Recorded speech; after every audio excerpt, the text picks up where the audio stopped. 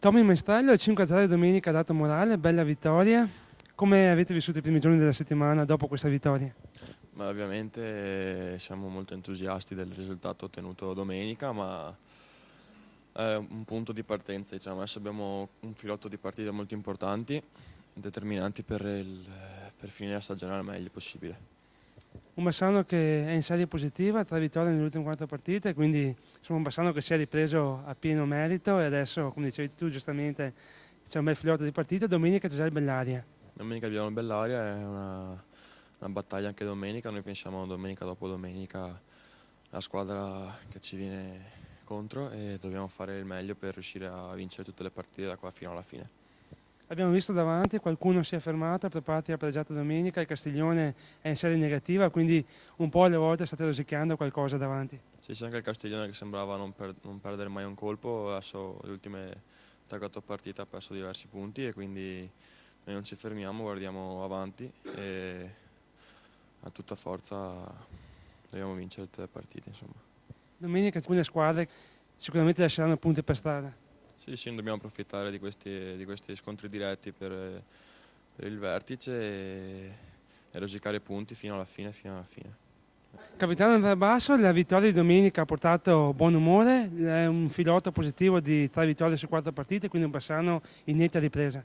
Sì, è un momento positivo, cerchiamo di mantenere questa linea che abbiamo intrapreso e comunque il buon umore e la positività c'era anche prima perché comunque siamo consci delle nostre possibilità.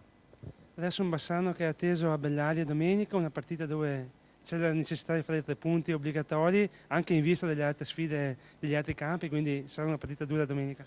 Sì, sarà una partita molto dura perché poi si vede che tutte le partite di questo campionato presentano delle difficoltà, ma noi andremo in campo consci della nostra forza, rispettando comunque l'avversario e poi vedremo cosa succede.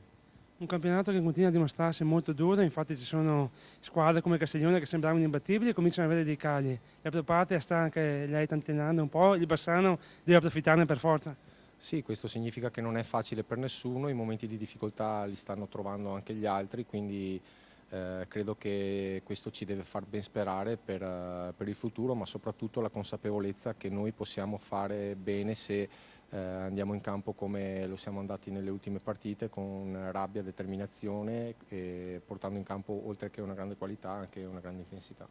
Questo è un momento positivo anche per te che sei tornato in campo dopo un po' di tempo, una forma che comincia a essere molto molto buona e soprattutto un aiuto importante per i giovani.